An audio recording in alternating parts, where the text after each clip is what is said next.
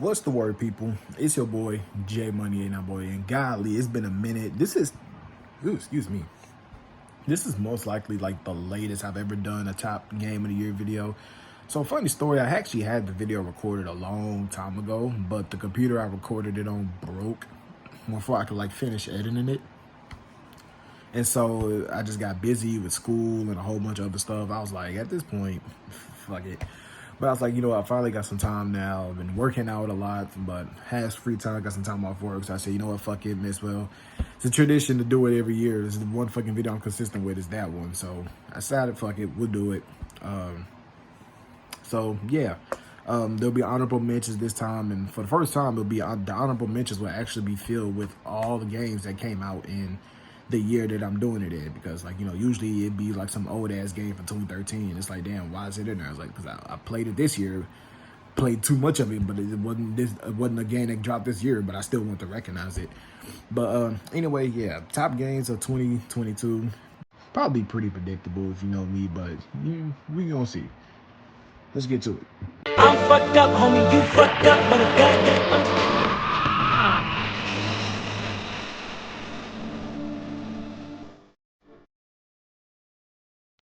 Coming in at number 10, we have Multiverses. Now, some people might be like, why'd you put this on there? Because it's a beta, because they're shutting the game down in a couple of days. Matter of fact, by the time this video up, it'll probably be about the last week before they shut it down until they bring the game back next year. But when this game came out, I had a lot of fun with this game. It was basically a Smash clone with a bunch of Warner Brothers properties. So like, you got like Steven Universe fighting Batman, Superman fighting Shaggy from Scooby-Doo, like Wonder Woman fighting Finn and Jake. Like, it was just a bunch of cool little crossovers. And for the time being, when the game first came out, I had a lot of fun with it. I don't play it too much as now, especially since they're about to shut it down. It's like, well, what's the point of really playing? Hopefully, when they come back next year, they have a lot more characters at launch, and they add more characters regularly. Because when the game started, it added a lot of characters. And then season 2, they just dropped like one character, and that was it. Like, this is Warner Brothers. Y'all got a massive property. Like, bring in like Scorpion or something. Coming in at number 9, we have Horizon Forbidden West. Now, you guys know me personally, I think the game is a little bit overrated, but a 9 I think is a good spot for the game for me. Like, it's a good game, but to me, it's not the mind-blowing like masterpiece that a lot of like PlayStation players try to make it out to be. It's a good game, but that's all it is to me. It's just a good game. Don't get me wrong, it's a pretty ass game. It's one of the best looking games I've ever played, and it might be one of the best looking games this generation. But you guys know about me. I'm all about gameplay first. And honestly, the gameplay is just a refined Ubisoft game. Like, you just shoot arrows, slow down time, craft some more arrows, shoot more, and it's just, but it's okay. Coming in at number 8, we have Dying Light 2. Now, when Dying Light 2 first came out, I played the everlasting hell out of it. I mean, I ran through like half the game, but then it was like once you got to the city part, the game just got a little bit boring, and even to this day, I still haven't finished the game. Don't get me wrong, I think it's a great game. It wouldn't be on this list if it wasn't, but it just kind of fell off. I don't think the story was as interesting as the first game. So the first game story was really good, but this one with the whole choose your path and all that stuff, it was okay, but I haven't even finished a playthrough to know if that stuff like even matters yet. I'll probably finish it sometime before the end of this year, but right now, Dying Light is the 8th spot. Still a solid game. Coming in at number 7, we have Bayonetta 3. This game is the second reason why I bought a Nintendo Switch, and it finally came out in 2022. The first game I got a Switch for was for Smash Ultimate. Love that. And after that, my Switch was just kind of collecting dust. And the only time I played it was when a new Smash character came out, and once Sora dropped, I was just chilling, waiting for this to come out. But it finally came out, and I enjoyed the game. The gameplay overall was good, and I actually kind of enjoyed the story until the end. The ending was just, man. We just gonna leave it at that. But Bayonetta, number 7. And honestly, I feel like if you can find this game on sale, get it. But I also say it's still worth the $60. I mean, the combat is really good. A lot of people like to compare Bayonetta to Devil May Cry, and I can see the similarities. I think Devil May Cry is way better, but Bayonetta for itself, I think it's a pretty solid trilogy. I think all of the games are pretty good, 1, 2, and 3. I just wish 3 ended a little bit more solidly than, the ending just felt a little rushed and not as thought out. And I guess it just wasn't really satisfying. But y'all know me, I'm not really too big on the endings as long as the overall game is fun. And honestly, it was. So you know what? If we can leave it at that, fun gameplay, I say go for it. Coming in at number 6 is Call of Duty Modern Warfare 2. Now, Modern Warfare 2019 was probably one of my favorite Call of Duties that they've made in a very long time. Like, Call of Duty was kind of falling off of me, but Modern Warfare 2019 was really good, and I had a lot of fun with that. So naturally, I was excited when they announced it too. And I really enjoyed this game. The campaign was pretty solid. I didn't like the last mission. It was a little frustrating, but you know, they try to do something different with Call of Duty, and I can appreciate that because people always say Call of Duty just released the same thing, but they at least try to shake the formula up a little bit towards the end. But the multiplayer was fun.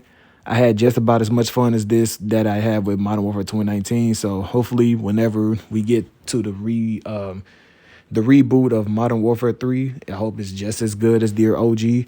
I don't think it's better than the classic Modern Warfare 2, but I mean it's kind of hard to beat those games. So I mean honestly, if you can, I'm pretty sure you can find this game for sale. So cop it. Something else you should cop. You should also cop number 5, Sonic Frontiers. Now, you guys know me. I'm a big Sonic fan, Dragon Ball fan, Halo fan, all of that stuff. And both Dragon Ball and Halo have gotten like some open world style games in the past couple of years. So when Sonic got one, I was excited for it. And this game, okay, the level design may not be all of that, and the story could be a little, but the combat in this game is really good for a Sonic game. This shit felt like, I don't even know.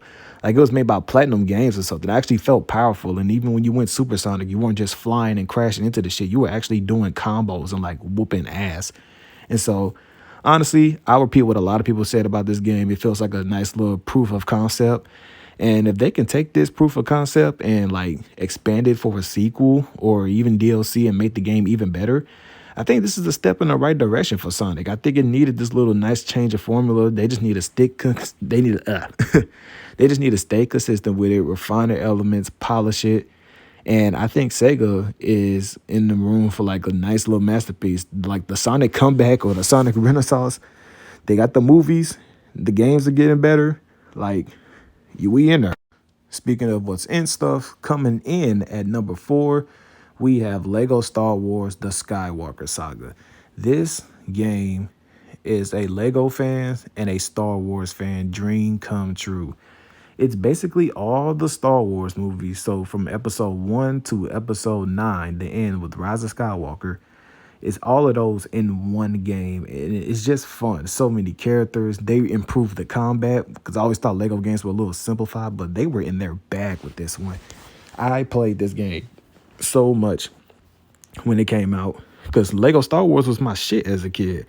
And so to see this come back, it was like a dream come true.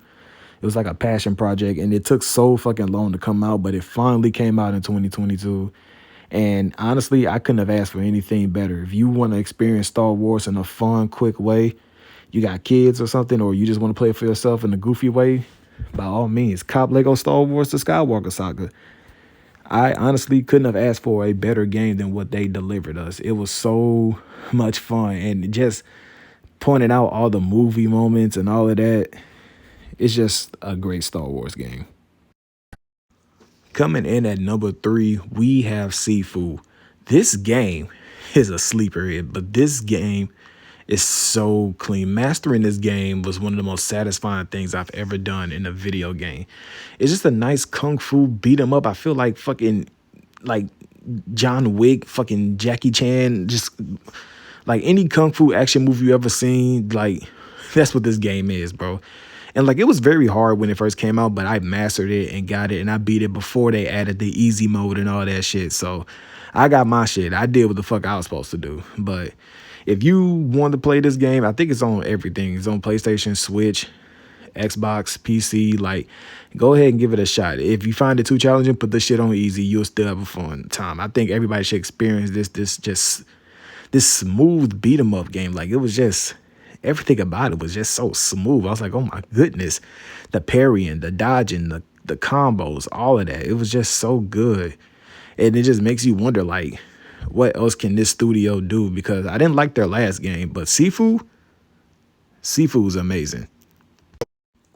Coming in at number two, I know you guys are probably shocked, but yep, God of War Ragnarok.